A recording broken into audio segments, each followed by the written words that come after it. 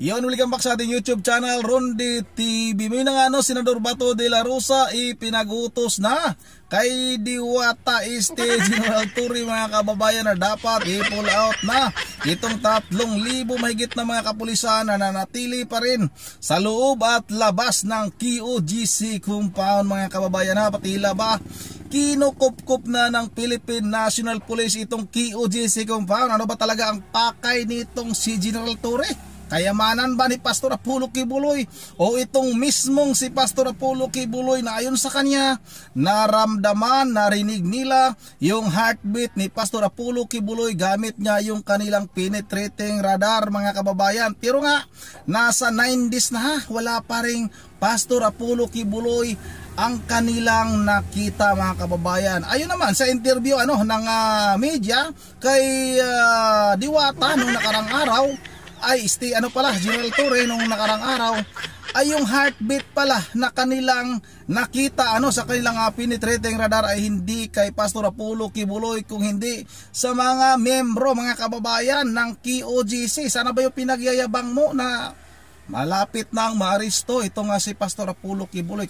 Parehas lang kayo ni DILG Secretary Benhur Abalos, puro salita. Akala mo mga anghel magsalita itong mga ito. Itong si Benhur Abalos din ng DILG napakagaling magsalita. Sabi nasa ilalim daw ng lupa, naninirahan, nakatago itong si Pastor Apollo Kibuloy. Kung alam ninyo dapat noon pa natuntun nyo na, napakarami nyong kagamitan, pinababayaan kayo ng mga QOGC member na pumasok, sinasabi nyo hinaharangan kayo, pero may video tayong pinapakita dito na hinahayaan kayo na makapaghalughog kahit saang lugar at kahit doon sa sinasabi ninyong tunnel. Mayroon tayong ipapakitang video sa tunnel na yan, sa underground na yan, kung ano ba talaga ang laman, kung bakit ba gumawa si Pastor Apollo Kibuloy ng tunnel na yan at yung underground na yan mga kababayan. Ito na wag na natin itong patagalin, sabay-sabay na natin itong panoorin. Leading questions, alam mo na, kung maniwala ang taong bayan, then it will pull me down sa aking pagiging kandidato. Pero if the people are bright enough and the people knows the truth and the real score, baka it will boost my chances. Either way nga, as I've said, pwedeng hilain ako pababa o pwedeng tulak ako pa. Pataas. Pataas. Sir, this week nagkaroon kayo ng privilege speech, inyong binatikos yung parang excessive use of force dito na naman sa pagsiserve ng warrant of arrest laban kay Pastor Apollo Kibuloy. 1 week na po, although may court, may pinalaban sa ang Davao Court, pero ang tinanggal lang po yung barikada para at least makakapasok po yung ilang pero tuloy pa rin yung yung operation, yung paghahanap. Serving yung warrant So sir, sa tingin nyo ba? History yan. The history of the Philippine National Police. Ngayon lang sila nag-serve ng warrant ng ganong kahaba, ganong katagal na service of warrant na. History yan. Pero sir, ang sabi ng iba, para bumalik na sa ang kaayusan diyan sa compound ng Kingdom of Jesus Christ, kung sana lang daw na sumuko itong si Pastor Kibuloy at harapin yung mga reklamo laban sa kanya sa korte. Kung pwede nga sana, ako isa rin ako sa nananawagan na kung pwede lang para naman matahimik na yung lugar na yan at ang mga tao ay babalik na sa normal na pamumuhay, mga estudyante makapasok na sa eskwelahan, ay kung pwede lang, in-encourage natin na mag-surrender siya. Pero at the end of the day, it's his call. It's his call kung gusto niya mag-surrender or hindi, dahil meron man siya sariling rason din bakit siya ayaw mag-surrender. So sa kanya na yan. Kuya Bato, dati kayong Chief PNP, no? At taga Davao din, after, kasi nakita ko na nandun din kayo mismo sa Davao, And after talking to the police, kay General Torre, no? Naniniwala kayo doon sa sinasabi nilang heartbeat? At naniniwala may mga kayo, tunnel down. Naniniwala kayo na nandun pa si Pastor Kibuloy sa Kingdom of Jesus Christ compound? Wala ko, dati akong si PNP. Dati akong, mga tauhan ko rin yan dati. Mga tao na yan. ako kuan ka yung I am trying to extend to the fullest, to the longest yung aking imagination, no?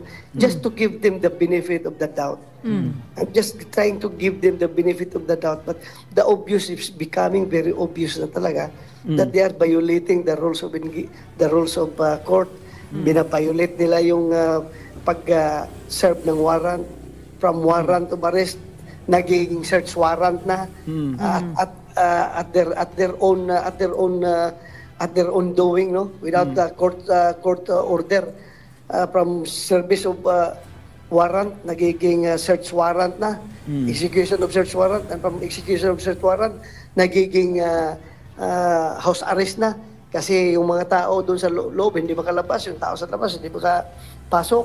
So para at saka to the larger extent para expropriation na of property, private property from private property of the KOJC, parang expropriate na ng gobyerno na kanila na yan. Pero without due compensation. Pero Senator, parang ang Department of Justice may binabanggit doon sa patakaran o batas tungkol sa pagsiserve ng warrant na hindi na daw kailangan yung search warrant. Kung kinakailangan daw gibain. Pwede daw gibain para ma-serve yung yung warrant of arrest. That is their interpretation. Pero pag sila rin pag ayaw nila yung ginagawa nila yan, may ibang interpretation din sila na pwede nilang gawin. Pag ayaw nila yung gano'n na very blatant na yung pagbabayulit ng batas, meron din silang pwede sabihin, pero wala anong magawa nila. They are in government, they have to protect each other. Sir, yung abogado po ni Pastor Apollo Kibuloy at parang tagapagsalita ng KOJC, mukhang may condition na ibinigay sa Pangulo na maglabas ng sulat na nangangako na hindi ibibigay sa US authorities si Pastor Apollo Kibuloy kapag ka sumurrender. So ano po ito? Takot si Apollo Kibuloy na ma-turn over sa US authorities kung saan meron din po itong mga kaso? Yan man talaga basically na that's the bone of his contention na yan ang ayaw niya na i-turn over doon sa Amerika. Yan man talaga. O kung dito lang sa local courts yan, parang ICC rin yan eh. Kung dito lang sa local courts, wala problema. Pwede tayong pwede harapin, pero wag lang yung foreign courts. Yun ang parang yan yung ayaw ni Pastor Kibuloy. Pero as rule of law, no, can Pastor Kibuloy request or put condition sa notice o dun sa kaso na kanyang kinakaharap sa Estados Unidos? Can they wala. Kung magkakaroon lang ng negotiation, hindi man demand yan. Hindi man yan demand. Kung parang kondisyonis kunyari siguro, the way I see it, parang kondisyonis lang siguro yan na hindi ko man kung nakausap pa si Pastor, si Attorney Torrio, no, tungkol dyan. Baka sinit lang yan was one of the conditions for Pastor Kibuloy surrender. Baka ganon yun. That's my assumption only. Hindi ko man siya nakausap. Baka ganon lang. Hindi demand yan. No wanted person can demand from authorities unless meron siyang hawak na hostage na nakatutok sa liig yung kutsilyo o kaya nakatutok sa ulo yung baril. I am demanding, kahit na wanted ako, I am demanding that you officers of the law lay down your arms, otherwise papatayin ko itong hostage na ito. Parang ganon. Hindi man yan ganon na demand. Parang conditionless na siguro para sa kung pagkaroon ng negotiation for surrender. Baka ganon lang. May assumption only. Going back to the earlier question, Kuya Bato, do you believe na nandun pa rin sa compound ng Kingdom of Jesus Christ o KOJC si Pastor Kibuloy? Hindi ko talaga masabi. Hindi ko masabi kasi kung nandoon siya, dapat nahuli na eh. Matagal na ilang araw ng pulis niya, 3,000 na mga pulis ang pabalik-balik na nagsisearch doon sa lahat ng nook and cranny of the Kingdom of Jesus Christ compound. 3,000 plus na pulis, ilang araw na nilang hinahanap, hindi pa rin nila makita. I am losing hope na andyan pa si Pastor Kibuloy. But the PNP is still clinging to that hope na andon pa. Pero kung ako yan, wala na, malaking gastos ng gobyerno eh. 3,000 na pulis, pinapakain mo dyan. Araw-araw, para lang hanapin yung isang pastor. Na Kung kayo ang nagtatago chief ng PNP batas. pa ngayon, Senator Bato, no? Kung kayo pa ang chief PNP, will you order pull out? Considering na napakatagal na nga yung paghanap? Yes, because I have to follow the rule of law. I have to follow the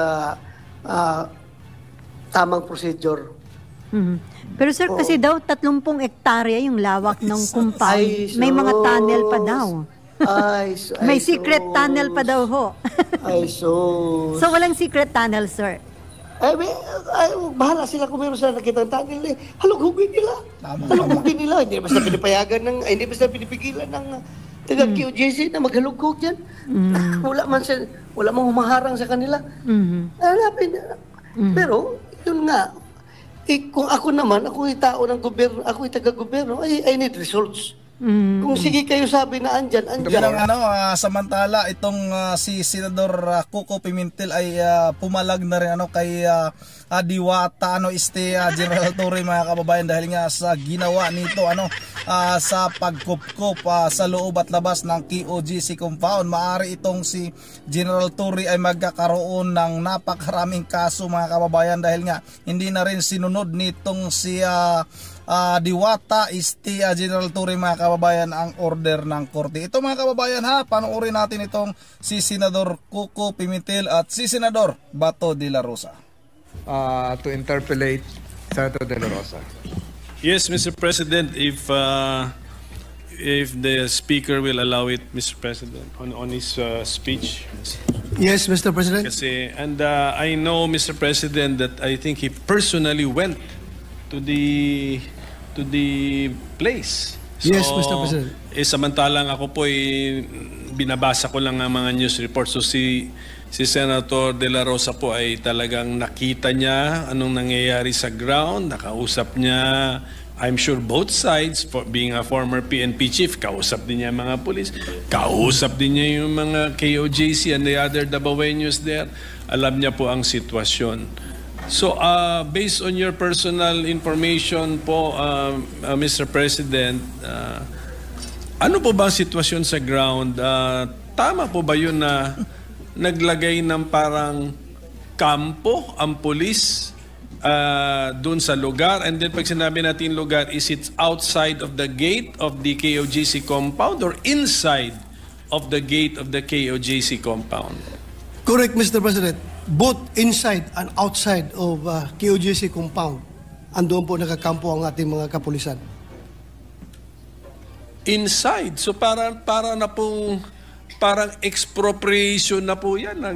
Yung ginawa nilang public property, isang private property, kahit pansamantala lamang. Correct, Mr. President. Tila nga, pakiramdam ng mga tao doon ay meron ng martial law na nangyayari doon sa Davao. Dahil nga, yung compound ay hindi na magamit ng mga may-ari. Correct. Mga rightful owner of that compound hindi na magamit dahil binabawalan silang pumasok. At kung sila ay nakapasok, gusto nila lumabas, hindi na sila makapasok uli. So, this is deprivation of private property, Mr. President. Opo, so ganyan po. Kailan po kayo bubisita ron para at least malaman natin yung petsa kung yung personal knowledge ninyo? Ano po yun? I was there when the warrant was executed in the early morning of Saturday, Mr. President. I went there around almost 5 o'clock in the afternoon. 25, bale? August 25, Saturday? Is August 25? 24. August 24, 24, Sabado. Opo, so nakita niyo po yun. So, merong police personnel or force outside of the gate. Siguro ang purpose doon para bawal pumasok ang mga nasa labas. Merong police force or personnel inside the gate. Ang purpose naman nun para bawal lumabas. Yun, Mr. President. And ang KOJC naman po or si Pastor Kibuloy, I know he's represented by good lawyers. Kilala ko nga si Attorney Torion. So I'm sure nag-reason out na po sila siguro sa commanding officer on the ground. Ano pong binigay na legal basis naman ng police at bakit nila ginagawa yun? Their reason, Mr. President, for not vacating the area was that meron pa daw silang namumonitor na heartbeat sa ilalim ng lupa, underground. And that could possibly be the heartbeat of Pastor Apollo Kibuloy. And that is the reason why they encamp inside the KOGC compound, because they presume that their service of warrant of arrest is still ongoing. And it was explained properly by the lawyer, Attorney Torion, but still to no avail, Mr. President. So the KOGC officials give in to the wishes of the Philippine National Police. Pumayag sila, Mr. President, sige, kung saan yung gusto hanapin yung heartbeat na yan, puntahan natin. Sama kami sa inyo para malaman natin kung saan yan. Kung saan yung kakalkalin yung mga lupa, gigibain ninyo yung mga structures para mahanap nyo yung heartbeat na yan. Pumayag na lang yung walang magawa na mga taga-KOJC. Dahil gusto lang matapos na, Mr. President. And yet, nung matapos ang lahat, balik-balik na, ayaw pa rin umalis sa ating kapulisan doon. Andoon pa rin sila na parabang kanila ng parang marsyalo ba na private property, basta-basta nalang kukunin ng gobyerno at yung may-ari ay hindi na makagamit sa property, Mr. President. Yan ang kinasama ng loob ko, Mr. President. Because I am a retired policeman. I am once the chief of the Philippine National Police. At alam kong maling-mali yung ginagawa nila. But still, why are these people continue to do that despite knowing that they are violating the rule of law? Yun lang ang kinasama ko, Mr. President. Tapos po ba, nakita nyo rin po na because of that police presence na amounting to a barricade or an encampment, pati po ba yung use ng highway sa labas ng KOGC compound ay apektado din? Apektado talaga, Mr. President, dahil sinara ng kapulisan yung highway. Siguro, yung lane na pinakamalapit o yung buong highway? Yung buong highway, airport hanggang dulo, yung buong highway hanggang Panakan, hindi na mapasukan ng sasakyan dahil hinarang ng pulis. Dahil, siguro, to my mind, I am also a policeman. We think the same manner, Mr. President. Alam ko yan, ginawa ng kapulisan para harangin yung posibleng reinforcement dahil takot sila magkakaroon ng people power doon sa KOJC premises. Kaya hinarangan nila na wala makapasok na sasakyan para wala mag-transport ng mga tao doon. So, I am not blaming them for that. Kanya-kanya diskarte yan, Mr. President. Pero, ang problema lang, ang movement ng mga ordinaryong mamamayan from Davao del Norte, Agusan, going towards Davao City, ay masyadong na-hampered, Mr. President. Lalong-lalo na yung pupunta ng airport. Dahil iikot ka pa doon sa napakalayong ikutan mo para makapunta ka sa airport. Well, yun na nga, Mr. President. Pero kasi yung mga worry nila ng kapulisan, sabi na ating speaker, former chief ng PNP, na-anticipate mo, logical. But it's because you're taking too long to serve the arrest warrant. That is the point. Yes, Mr. President. Why? Okay. And then, ayaw nilang i-abandon yung pag-serve ng arrest warrant because sabi nila may indicator sila na may heartbeat. Yes. But what is that machine which tells them that there is a heartbeat? Where is it located, Mr. President? Well, it should be explained properly, Mr. President. Paano naging kapani-paniwala na kung saan yung makina at saan daw, how many meters away yung heartbeat na nadidetect ng makina? Yun nga, Mr. President. And, Mr. President, to add, sabi ko kanina, may lumabas na restraining order coming from the RTC branch of Davao City. But now, as we speak, per KOGC people, PNP officials won't recognize the temporary protection order issued today by RTC Branch 15 of Davao City. So ganito na palang utak ng ating kapulisan ngayon. May order na ang korte na ibakit nila yung lugar ayaw sumunod. So, ano na nangyari sa bansa natin, Mr. President? So siguro, Ganito na pala ang pag-iisip natin kapulisan, ayaw sumunod ng korte. do we have a copy of the so-called TPO, Mr. President? Para makita I don't natin have the yung copy, term. Mr. President. I'm just Siguro, relying on if we can- information. if we Kakalabas can lang sa news. If we can ask our contacts in Davao to send us a copy of the TPO para at least makita natin. I will yung try, term. Mr. Opo. President. Kasi nakakabahala na rin po yan na ino-honor na nga yung service ng warrant of arrest kasi nga issued by a court, and then we have a court now, and I think the court which issued the warrant of arrest is not a Davao court, no? I think it is a Metro Manila court. Tama po ba yun? Pasig. Alam ko pa. Tama po ba? Yung warrant of arrest po, the court which issued the warrant of arrest is not a Davao court. It's a Metro Yes, Manila-based Mr. court. President. Tama. Correct, Mr. President. So yun, ino-honor na nga natin sa Davao. At ito na nga, nangyayari na to, disruption of the life of the Davaoeños because it is taking too long to execute the arrest warrant. And then meron naman tayong court order, an order from a local court who is now more familiar with the situation on the ground, and the speaker is telling us that per his information, hindi sinusunod. But the terms of that court order, kailangan siguro makita natin kasi sometimes baka sabihin talaga nila, hindi naman to naka-address sa amin. Yeah, Mr. President, if I may read RTC 11th Judicial District, Branch 15, Davao City, in the matter of petition for the writ of amparo, the Kingdom of Jesus Christ, the name above all names incorporated, KOJC, represented by Executive Pastor Marlon Acubo, Jose Maria College Foundation Incorporated, represented by Rosemary Dimag Naong, versus Honorable Benjamin Abalos, in his capacity as the Secretary of the DILG, the Philippine National Police, et al. Temporary protection order. In a verified petition filed last July 1, 2024 by the Kingdom of Jesus Christ, the name above all names, Incorporated, Jose Maria College Foundation, Incorporated, et al., against Benjamin C. Abalos, in his capacity as the Secretary of the Department of Interior and Local Government, Philippine National Police, et al., petitioners allege that the right to life, liberty, and security is violated for threat or threatened with violation by an unlawful act or omission of the respondents. Thus, petitioners seek for the issuance of a writ of amparo among others.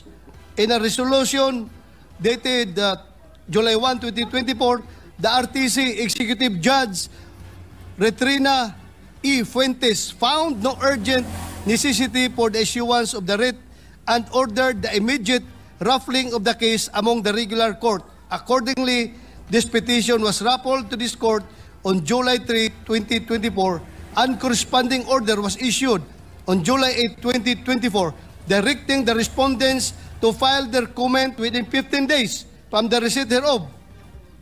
Around 5 o'clock in the morning of August 24, 2024, the PNP 11, armed with warrants of arrest, entered the compound of QOGC and JMCFI located along Philippine-Japan Principe Highway, sa Davao City, in search of Pastor Apollo C. Kibuloy and other individuals.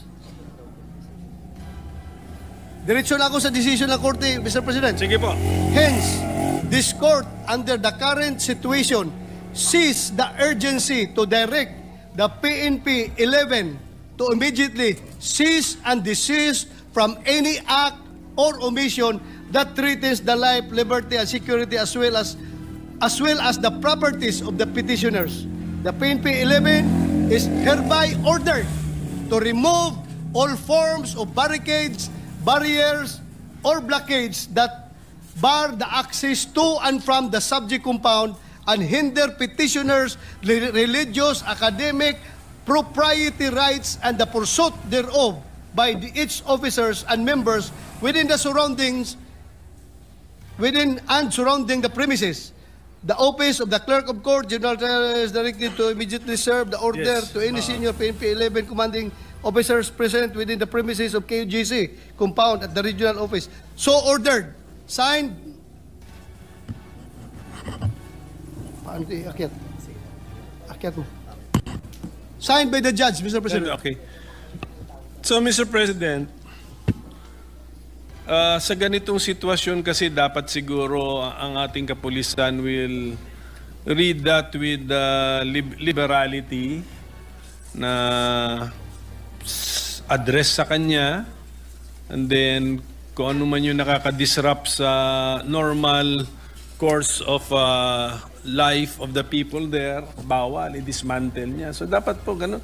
Kung gusto kasi natin ng order, at yun ang appeal natin nga sa KOJC members na wag manggulo, wag daanin sa dahas, i-honor ang mga court orders. That's the same standard that we will ask of our police Correct, Mr. personnel or President. police people. Correct. So, the commander on the ground, if I am not mistaken, is named Brigadier General Torre. Police General Brigadier Torre, Mr. President. Is he Colonel or General? General. Brigadier General. I think it's Police General Torre. So siguro, yun na lang po yung appeal natin sa kanya. I mean, the arrest warrant, as far as I know, is valid, can be served at any time of Any the day, any day, anywhere. any week, anywhere, for as long as you see the subject person of the arrest warrant. But I don't think you can claim that you have found the person because you have found the heartbeat, Mr. President. I mean, and then this is a new technology na masyado pang kailangan i-explain mo na sa atin. Gaano kalayo niya na-detect? Asan ba yung, as far as you know, Mr. President, saan yung makina which detects the heartbeat? Nasa highway? I don't know, Mr. President, but I believe this is the same machine that is used to determine the living individuals during earthquakes. Pag may calamity, may earthquakes, may buhay pa na tao na natabunan ng rubbles, Mr. President, yan ang machine na ginagamit. Kaya nga, so ang ating ibig sabihin nun, they were allowed, the KOJC people or leadership were cooperative enough to honor a court paper, a court order to allow the police to enter the compound bringing their machine. Siguro yung machine nila is in close proximity with the ground or the area that they were able to detect a heartbeat. So they should act immediately. They cannot dilly-dally and not act and prolong the enforcement of an arrest warrant amounting to a siege na gusto mong starve na lang yung tao sa yung whoever is that person with the heartbeat na mauhaw, magutom at kayo lumabas. Hindi po pwedeng ganun ang estratehiya po natin. Now, especially now na meron na pong TPO or whatever name we call that order coming from a Davao court.